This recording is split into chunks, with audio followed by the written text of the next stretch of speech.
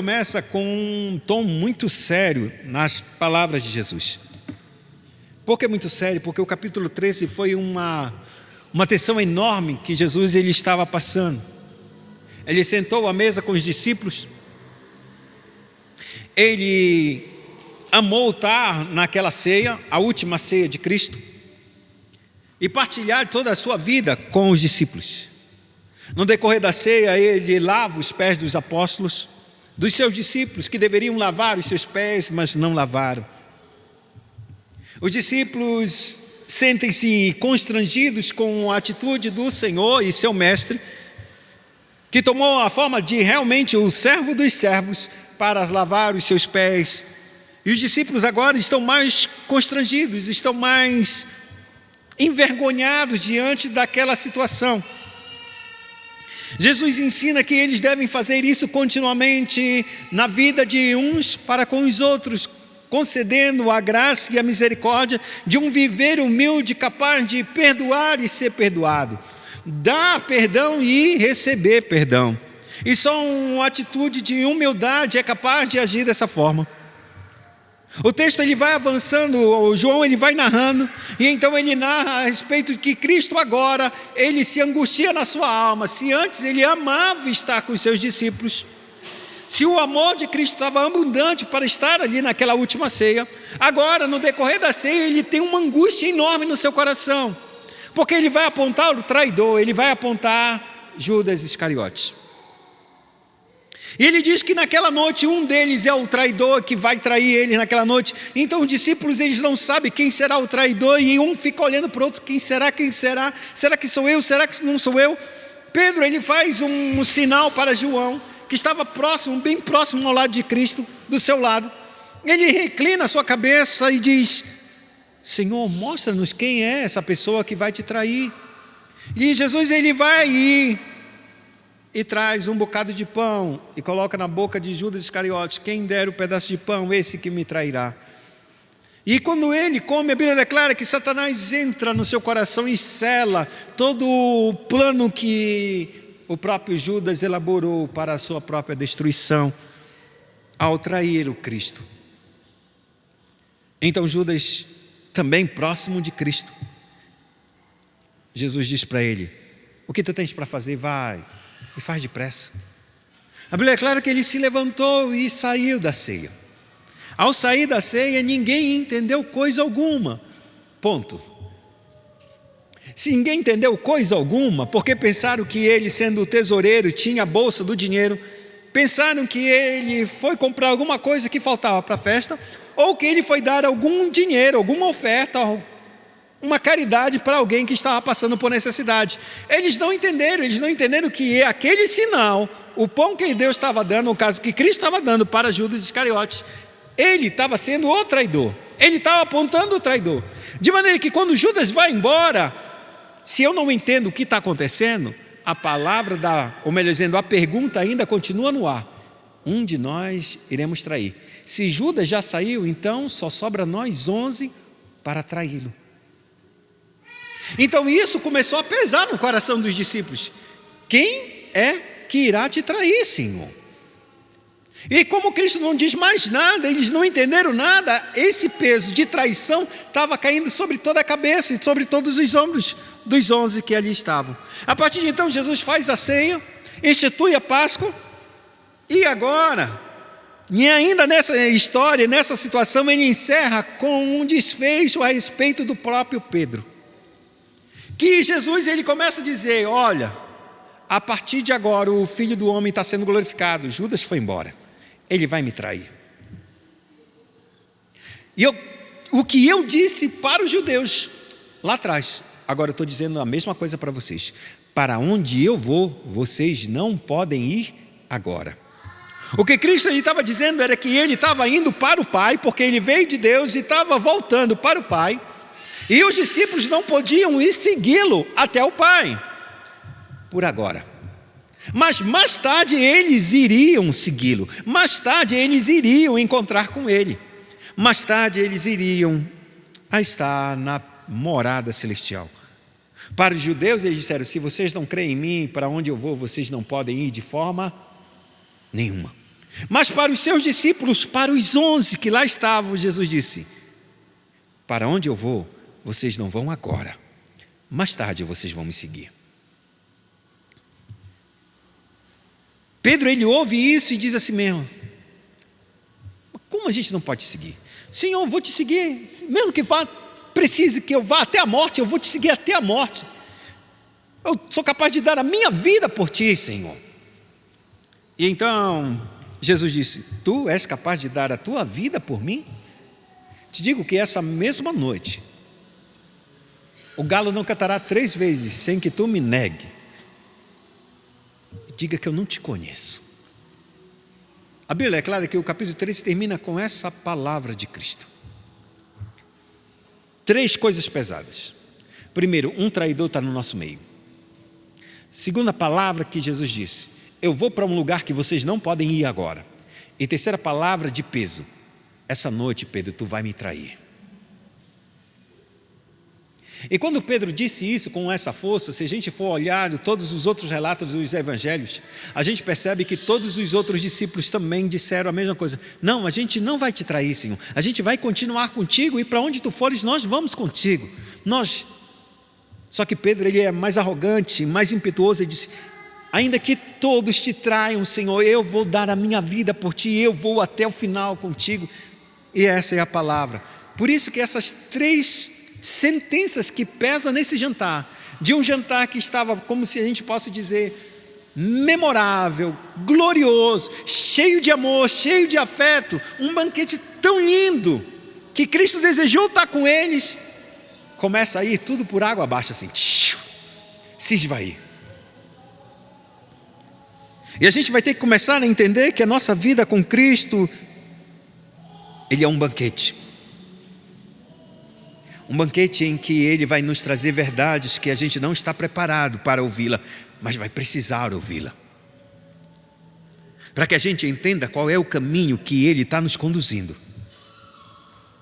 Porque se existe uma coisa certa, irmão, é que este mundo que está aí fora, e que está cantando e salmodiando e se alegrando lá fora, aponta um caminho de ilusão, um caminho de mentira, um caminho de engano. E por isso as pessoas cantam e pulam, porque estão enganadas e estão sendo enganadas. Porque Deus podia muito bem colocar um banquete na mesa, na frente dos seus discípulos, e fazer coisas maravilhosas como Ele fez, e deixar tudo assim. Pedro, tu vai ficar com a tua arrogância. Judas, tu vai ficar com o teu caráter maligno. João e Tiago vão ficar com o seu caráter raivosos,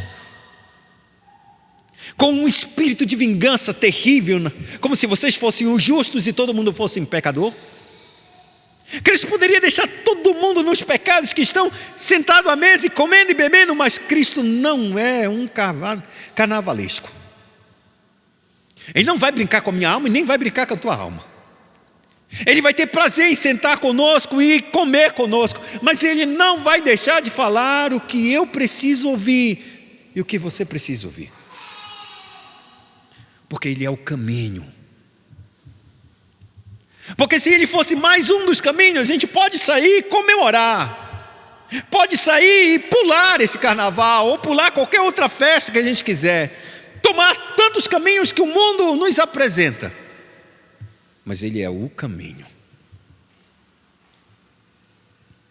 E então, com esse peso no coração das pessoas, dos seus 11 discípulos, Jesus, Ele agora vai consolar os seus discípulos. Eu gosto das profecias de Cristo, a respeito de Cristo, porque quando Deus, Ele fala a respeito de Cristo, Ele fala que Ele é um homem que fere e sara. Ele quebra e liga. Ou seja, Ele faz uma ferida e Ele vai sarar.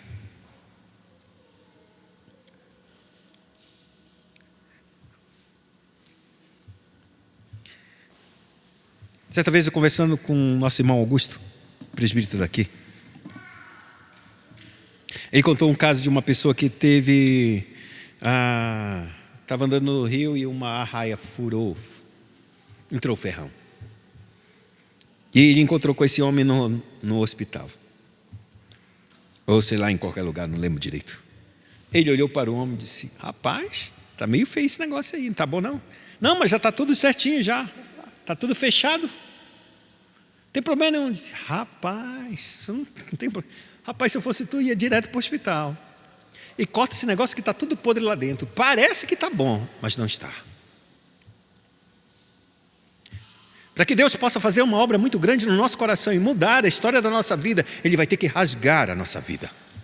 E vai ter que espremer o que está de ruim. E o que é ruim é pecado, irmão. E pecado não é expurgado, não é exprimido, não se coloca para fora, senão por meio de arrependimento. E não existe um arrependimento que não seja doloroso, amados. Todo arrependimento leva a gente a lágrimas, leva a gente ao pó, leva a gente a entender a miséria da nossa vida e os comportamentos que nós temos diante de Deus, o Santo, que ainda assim nos traz para perto de si e faz a gente sentar à mesa para que Ele revele a nós a imundície do nosso coração, a soberba de nossa alma, a arrogância de a gente achar que a gente é digno de sentar com Ele à mesa e está tudo certo. Cristo, então, quando Ele revela todas essas verdades, Ele sabe que o meu coração e o teu coração não é capaz de suportar, irmão. É por isso que Deus Ele trabalha conosco em doses, como a gente pode dizer, homeopáticas. Ou seja, Ele vai trazendo verdades às nossas vidas e revelando a verdade que há em nossos corações, a podridão que há em nossos corações, de maneira devagar. Porque a gente não é capaz de suportar tudo que Deus possa revelar, o que há em nós. Ele, sabendo o que há em mim e o que há em você, Ele faz de maneira devagar e gradual, para que nós sejamos capazes de não desmoronar.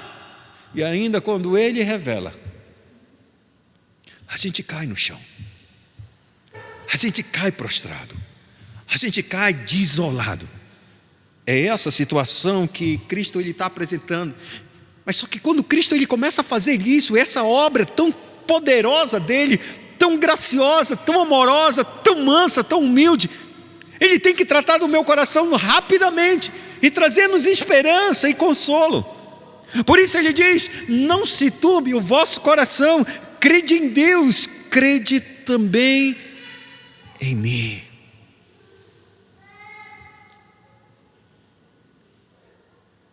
Se Deus quisesse nos fazer mal, irmãos, Ele bastava deixar a gente como a gente está. A gente não precisa de ajuda para ir para o inferno. A gente não precisa de ajuda para chegar diante de Deus e ser condenado. Basta Ele deixar do jeito que eu estou, do jeito que você está. E estava resolvido. Eu não me disponho com você e você não se dispõe comigo.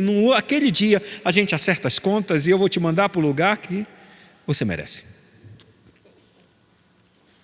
Mas Ele se dispôs. Ele resolveu a ser esbofeteado, a dar o seu rosto para apanhar. Virou as costas para ser chicoteado. Abriu os braços para ser crucificado. E esses braços que foram crucificados e seus pés amarrados, cravados no madeiro, mostra exatamente e claramente que o amor de Deus Ele não tem limite para fechar-se para nós. Ele continua aberto. É por isso que Ele vai dizer: não se turbe o vosso coração. Eu sei que existem muitas pressões agora e muito peso na cabeça de vocês a respeito do que vai ser, porque você vai embora, eu não sei mais para onde o Senhor vai. Um de nós é um traidor, talvez eu seja. E como nós ficamos aqui agora? Ele diz: não se turbe o vosso coração. Em tempos de dificuldade que a gente vive nesse mundo, irmãos, Deus tem sempre uma palavra de consolo para nós, e Ele diz: não se turbe o vosso coração. Sempre vai haver uma esperança daqueles que creem em Deus e creem em Cristo. Não é uma esperança vazia, não é uma esperança morta. É uma esperança centrada naquilo que o próprio Deus falou a respeito de nós. O Deus que fere é o Deus que sara. O Deus que mata é o Deus que traz a vida. É sobre essa perspectiva que Deus está falando conosco. Não se turbe o coração. sabe, turbar, é estar angustiado, é estar perplexo, é estar de uma maneira que, meu Deus, eu não consigo ter paz. Há uma confusão em mim, há um caos em mim. Não se turbe o vosso coração. Crede em Deus, crede naquilo que Ele falou a respeito de mim. Porque se vocês acreditarem que Deus escreveu as Escrituras Sagradas para levar a gente a entender que o Cristo haveria de cumprir cada uma das profecias, vocês estão acreditando em Deus quando acreditam em Cristo. Quando Ele disse isso, vocês acreditam em Deus? Agora acreditem também em mim. A mesma forma como vocês acreditam em Deus, colocam toda a sua confiança nele, colocam também agora em mim, porque eu também sou Deus. Eu sou homem, mas eu sou Deus.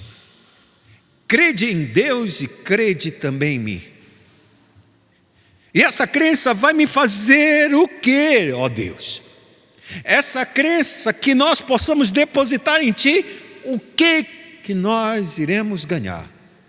Então Cristo, Ele faz aquilo que as pessoas estão desejando e o que mais querem: ter uma casa, ter um lugar que é seu, ter um lar, um lugar em que pode descansar, um lugar que eles possam estar tranquilos, que possam verdadeiramente olhar para a sua família e dizer: estou em paz ali. Então ele vai dizer: na casa de meu pai há muitas moradas. Não há uma pequena, não é uma nem duas, são muitas moradas.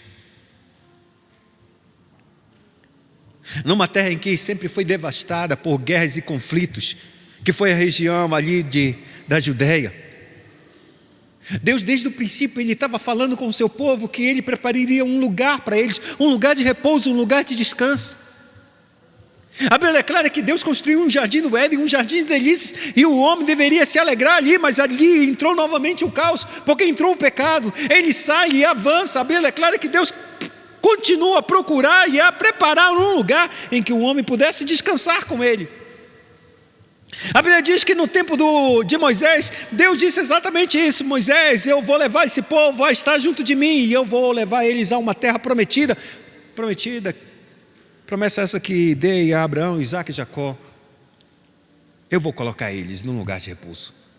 Moisés morre e não entra na terra prometida, então é Josué capaz, o líder levantado por Deus para levar o povo até a terra prometida. E a Bíblia diz que Josué, ele leva o povo, faz o povo entrar, assenta-se exatamente acampado na terra prometida, toma alguns lugares, e no livro de Hebreus ele diz: Josué não deu um descanso ao povo.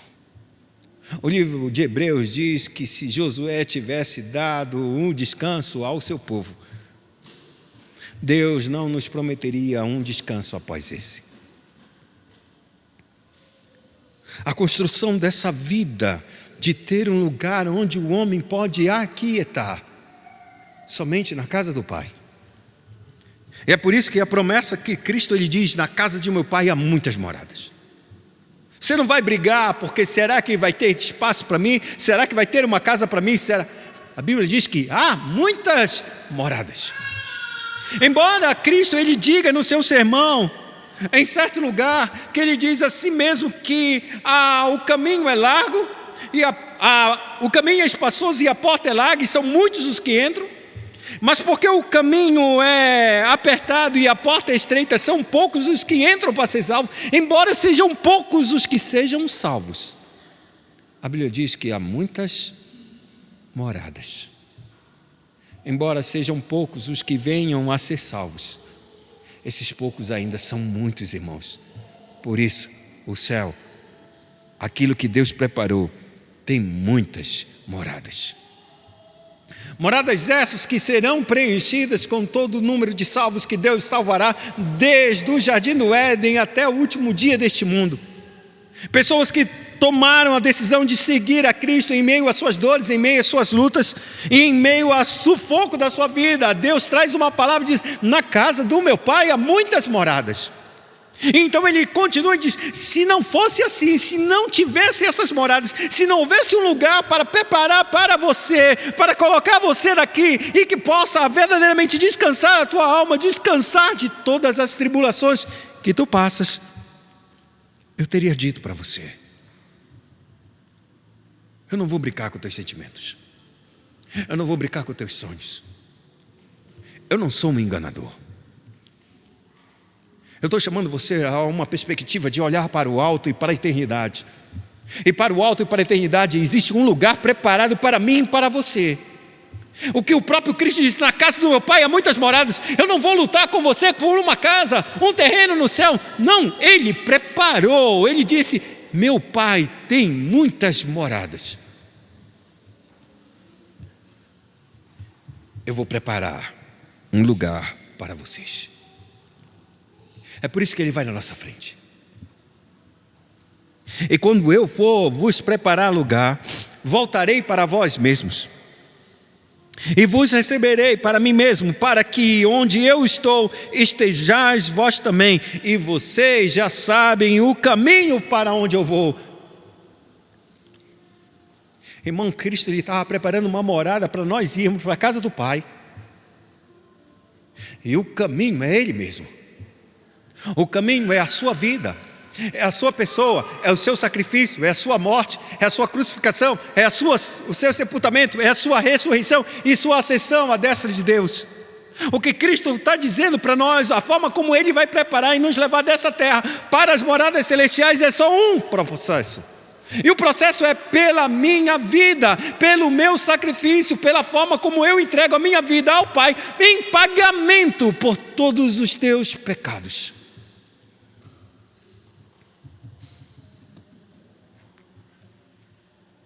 Mas talvez isso não seja muito para muitos. Talvez isso não seja tão precioso para você. Talvez seja mais precioso um caminho aqui na terra, uma casa, uma mansão, um carro do ano.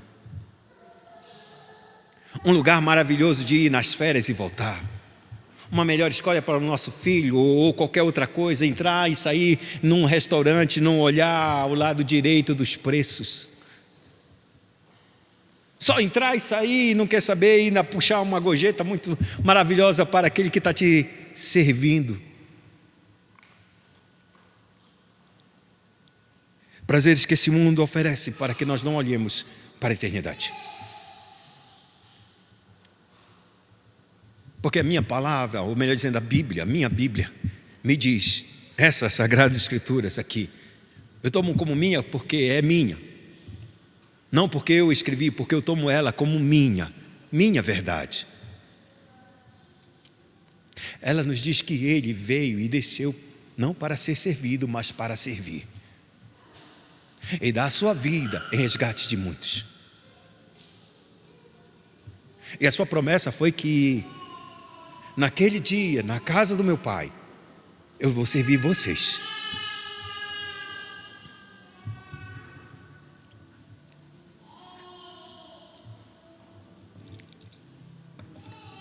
Hoje, acho que foi hoje, acho que não, foi ontem.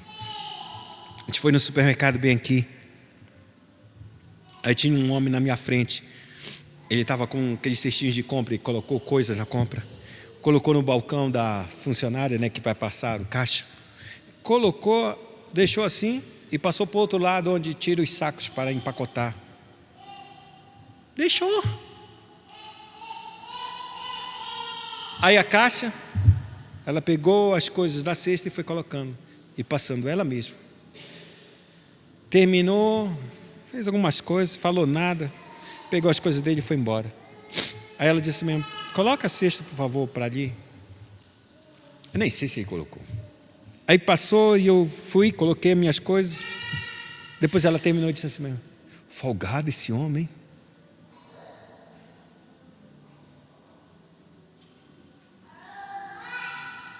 É como se ela tivesse a responsabilidade de tirar as coisas. Assim somos nós, irmãos. Deus é como se fosse o caixa. Deus está servindo. Sabe por que Ele faz? Porque Ele é humilde, porque Ele é manso. para que por meio da sua bondade e da sua humildade a gente possa ter um coração e desperte para um arrependimento verdadeiro, para que a gente possa encontrar que Ele é o caminho, a verdade e a vida. Por isso ele diz: vocês conhecem o caminho. Só que Tomé, ele não consegue entender, ele acha que é um caminho geográfico. Ele acha que precisa de um GPS, ele acha que precisa de um mapa. A ideia dele disse: não, deve ter algum lugar para onde ele está indo, deve ser algum lugar. Ele não imagina que é o céu, irmão. Ele não imagina que é encontrar com Deus, o Todo-Poderoso. Ele acha que é algum lugar que Deus está nos levando, ou melhor dizendo, o Cristo está levando eles a um lugar aqui nesta terra. Então Tomé diz: Senhor, não sabemos para onde tu vais. Como saber o caminho, Senhor?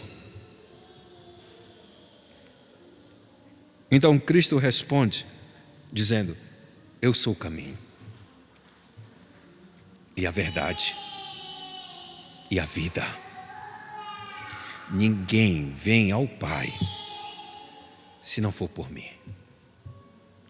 Se tem uma morada, como Cristo lhe diz: na casa de meu Pai há muitas moradas, os céus são as moradas de Deus. E ele diz que ele é o caminho, a verdade e a vida. Aqui mostra exatamente como certo pregador disse, o ofício tríplice de Cristo: sacerdote, profeta e rei. O caminho, o sacerdote, que apresenta um caminho de salvação para Deus. A verdade como profeta, porque o profeta tem que falar a verdade da parte de Deus e somente a verdade, para que o povo então creia nessa verdade e tome decisões baseadas na verdade. Cristo está dizendo: eu sou o sacerdócio, eu sou o caminho, eu sou a verdade, eu sou a palavra viva, a palavra da verdade de Deus. E ele diz: eu sou a vida. Por quê? Porque eu sou o rei e eu tenho o direito de dar a vida e tirar a vida de quem eu quiser. Mas quem crê em mim terá um sacerdote, terá um profeta e terá um rei. Tudo para quê? Para que venham até o Pai, e o Pai está nele mesmo. Ele está voltando para o Pai, mas o Pai sempre esteve nele. Porque ele volta ao Pai? É para nos levar representando como o seu, verdadeiramente como o nosso representante federativo. Cristo, ele sobe aos céus não por si, mas por nós. Para que quando a gente olhe a Escritura e diga: existe um homem assentado à destra de Deus, mostra claramente que se um homem se assentou à destra de Deus, esse homem está representando toda a humanidade que confiou nele para também estar nesse dia. Amados, o coração dos discípulos deveria ser consolado com essas palavras. O meu coração deveria ser consolado com essas palavras: na casa do meu Pai há muitas moradas. Se não fosse assim, eu vos teria dito.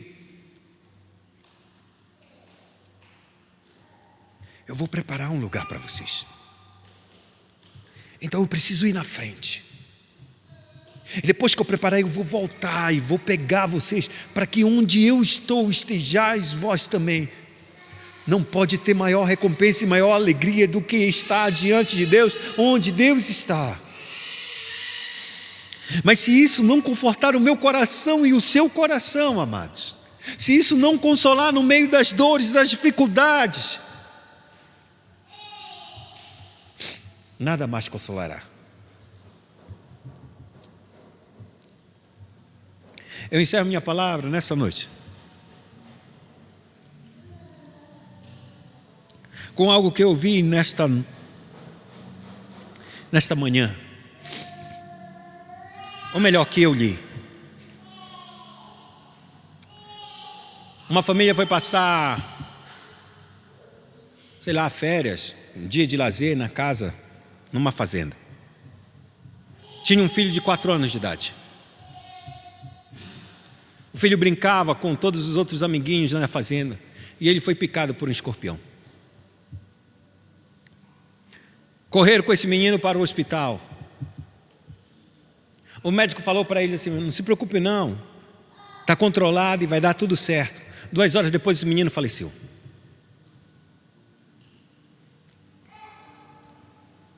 Quando o pai entrou no hospital, ele disse assim mesmo: se meu filho for, eu não vou viver mais. Passado isso, veio a bomba. Os pais, ou os avós, vamos por assim dizer, os pais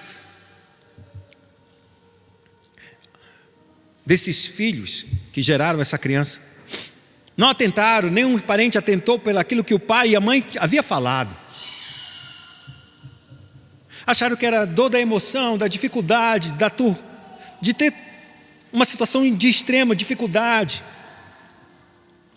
Então disseram: o menino morreu. O pai e a mãe 28 anos, o pai nessa mesma fase. Voltaram para casa, pegaram um refrigerante, colocaram veneno e todos os dois tomaram. A mãe está internada na UTI, no estado gravíssimo, e o pai faleceu. No mesmo dia estava enterrando o filho e o pai. Não se turbe o vosso coração. Na casa de meu pai há muitas moradas. Se não fosse assim, eu teria dito para vocês. Não vou vos enganar que esse mundo é cheio de maldade, cheio de perversidade, cheio de angústias, cheio de dores. Há muita dor neste mundo, amados. Mas não é o final. É por isso que se Cristo não é o nosso caminho, não é a verdade e não é a nossa vida, pegaremos outros caminhos, irmãos. E caminhos que não levam a Deus.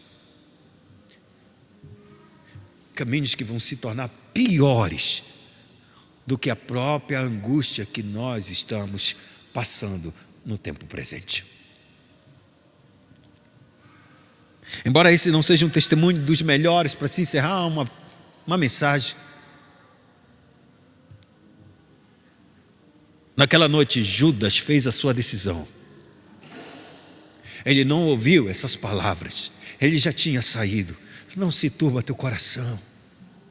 Pedro ouviu que ele seria o traidor, melhor dizendo, que ele o trairia, que ele o negaria. Mas ele ouviu: não se turba o teu coração, eu vou voltar e vou te levar.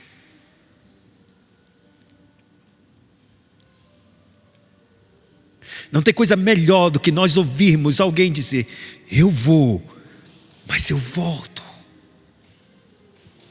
Meus filhos pequenos, eles sempre têm isso. Eu sempre dou um jeito de sair antes que eles me vejam, porque se me ver, acabou, é choradeira. Eu disse: não, eu vou, mas eu vou voltar.